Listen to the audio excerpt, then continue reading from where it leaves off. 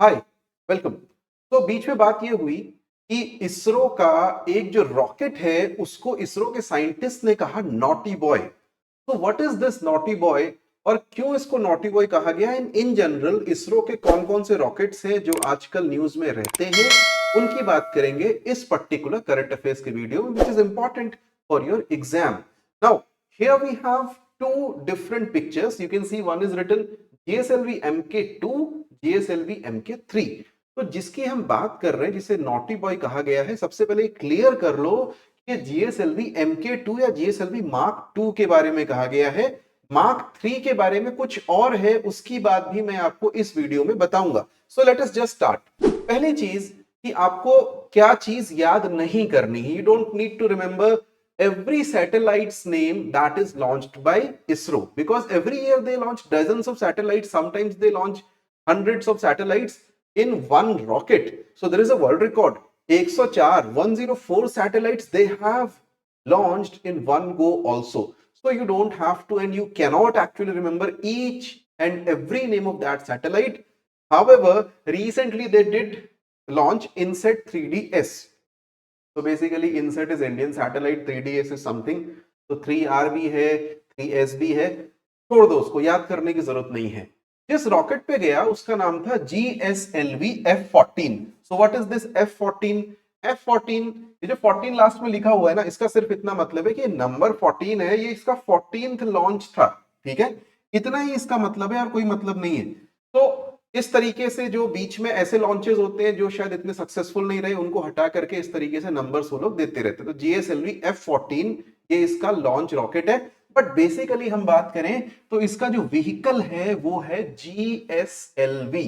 Right, कहां गया? जियो stationery orbit में।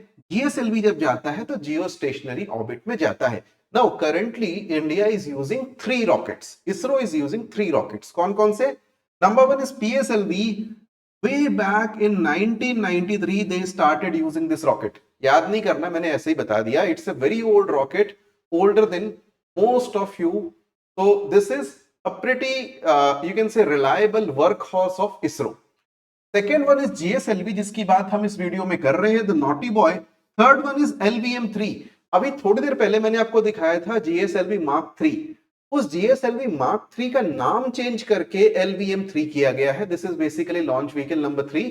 और अगर आप देखोगे तो बेसिकली चंद्रयान जो था ना, वो LVM3 से ही हमने लॉन्च किया था। This is another model. Confusion ना हो इसलिए ऐसा है कि GSLV अलग है और GSLV Mark 3 या LVM3 डिफरेंट है, तो उसका नाम ही अलग कर दिया गया। उसमें इंजन भी अलग तरह का है, अलग तरह का सिस्टम है। तो इससे पहले कि आगे बढ़े, मैं आपको बस छोटा सा जो आपने बचपन में पढ़ा था ना, रिवाइज करा देता हूं ऑर्बिट्स के बारे में। देखो, ऑर्बिट्स बहुत तरह की होती हैं, जनरली न्यूज में 2-3 तरह की होती हैं। Number 1 is called low earth orbit. ठीक है, तो आप जब देख सुनते हो ना इंटरनेशनल स्पेस स्टेशन या इलॉन मस्क ने कुछ सैटेलाइट्स लॉन्च करी जिसके थ्रू वो इंटरनेट देने वाला है, that is basically in the low earth orbit. You can actually see them with your naked eyes. रात को कभी अगर ऐसे आसमान में देखोगे, हो सकता है कि आपको इंटरनेशनल स्पेस स्टेशन दिख जाए।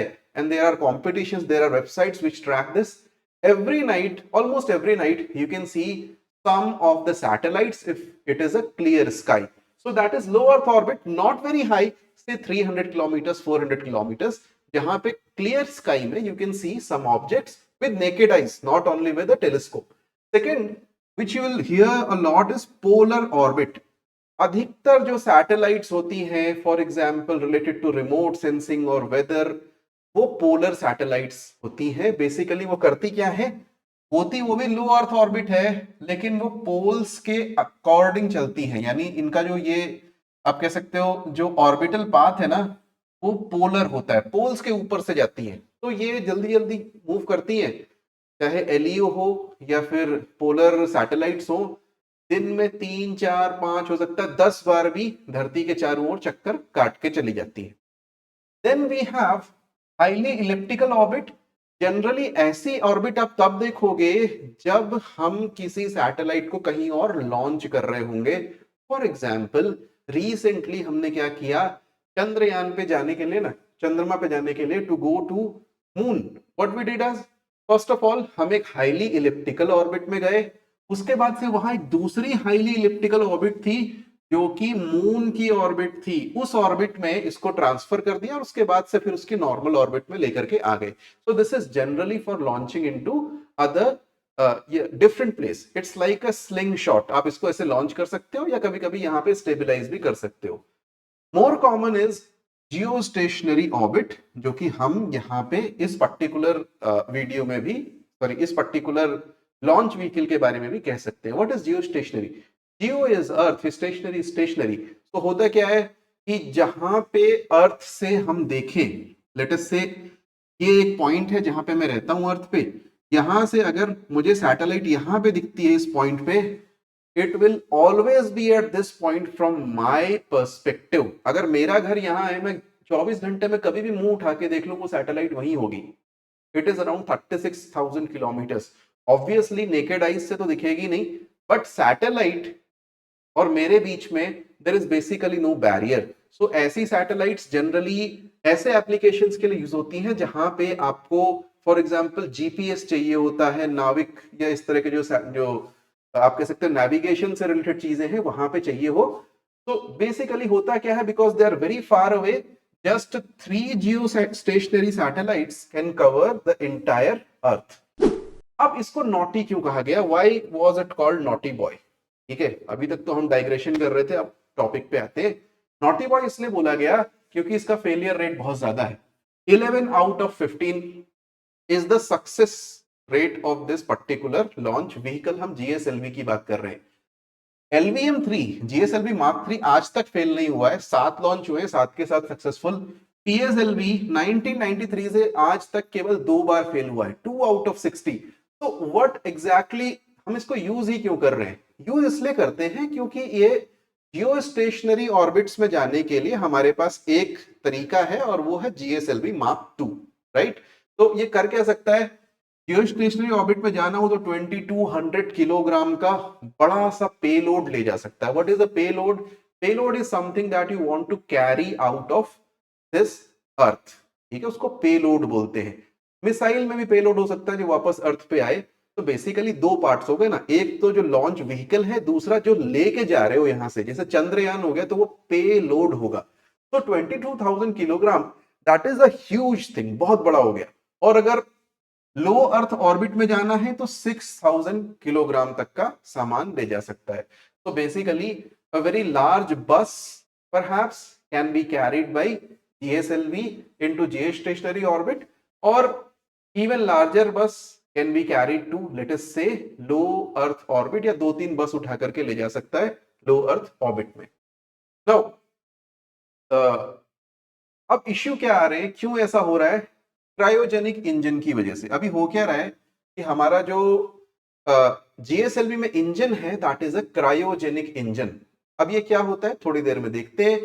ये क्रायोजेनिक इंजन इसके थर्ड या फाइनल स्टेज को प्रोपेल करता है। तो बेसिकली कितने हो गए?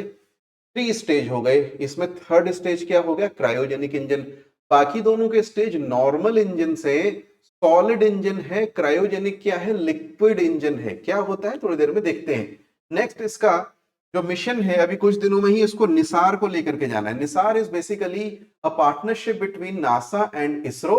NASA ISRO synthetic aperture radar दोनों की एक सैटेलाइट है, उसको लेकर के जाना है जीएसएलवी को। तो पता चलेगा कि ये डिसिप्लिन हो गया है या नहीं हो गया है। इनसेट को तो ले गया था, निसार को भी ले जाना चाहिए। अब क्रायोजेनिक्स की बात करें। Cryogenics means basically behaviour of metals, behaviour of materials at low temperatures. Low temperature पे मटेरियल कैसे बिहेव करते हैं। तो फायदा क्या है इसका? सबसे एफिशिएंट फ्यूल जो दुनिया में है वो है liquid hydrogen. Hydrogen simply oxygen से रिएक्ट करेगा, वाटर बना देगा। There is no what you call, nothing remains, पूरा का पूरा बर्न हो जाएगा। 100% उसमें फ्यूल जो है यूज अप हो जाएगा। लेट अस से आप मीथेन यूज करोगे तो कार्बन डाइऑक्साइड निकलेगी। जो केमिस्ट्री के स्टूडेंट्स हैं उनको ये चीजें पता होंगी। अगर आप फॉर एग्जाम्पल वुड यूज करते हो या कुछ भी चीज बर्न करते हो तो क्या होता है? When you use it as fuel कुछ ना कुछ बच जाता है, हाइड्रोजन पूरा यूज अप हो जाता है। That is why it is the most efficient fuel. लेकिन हाइड्रोजन आप अगर रॉकेट में यूज करोगे, it has to be in liquid state, ठीक है, और लिक्विड स्टेट के लिए it has to be at -250 degree Celsius, that is a very low temperature. Similarly इसके साथ में इसको बर्न करने के लिए ऑक्सीजन भी तो चाहिए। मतलब आप फॉर एग्जाम्पल अपनी कार ले जाओगे तो स्पेस में इसलिए नहीं चला सकते ना, वहां स्पेस में ऑक्सीजन नहीं है। You require fuel as well as oxygen to have a functioning engine. तो होता क्या है कि आपको ऑक्सीजन भी लिक्विड चाहिए, and that should be about 90 degree Celsius, again negative 90 degree Celsius, right. तो इस टेम्परेचर पे काम करना, इस टेम्परेचर पे मटेरियल्स का काम करना, for example very low temperatures, even जो मेटल कंटेनर है ना, that has to be of a different quality, different strength, नहीं तो वो फेल कर जाता है। तो बहुत सारे इश्यूज होते हैं कि किस तरीके से इनको कैरी किया जाए। Some more points that may be useful in this context. ISRO के चेयरमैन अभी कौन है? एस सोमनाथ। कुछ फ्यूचर मिशंस के बारे में आपको पता होना चाहिए, जैसे हमारा जो ह्यूमन स्पेस फ्लाइट मिशन है उसका नाम हमने रखा है गगनयान। ह्यूमंस को जल्दी ही हम लोग स्पेस में भेजने वाले हैं। शुरुआत में गगनयान 1 में बिना ह्यूमंस के ऐसे ही कुछ भेजेंगे। हो सकता है कि कुछ रोबोट्स वगैरह भेज करके देखें, चेक करेंगे कि कैसी कंडीशंस है। सब कुछ ठीक रहा, within next 3-4 years we are going to send humans into space, which is a huge leap forward. Next, Chandrayaan 4 वो भी भेजना है। अभी चंद्रयान 3 की सक्सेस के बाद आगे भी तो बढ़ना है। स्पेस स्टेशन बनाने की बात हो रही कि इंडिया करेगा, और mom Mars orbiter mission number 2 ये भी हमको करना है। So this is it for today. I hope you enjoyed this lecture. I'll see you again in next current affairs video. Bye bye.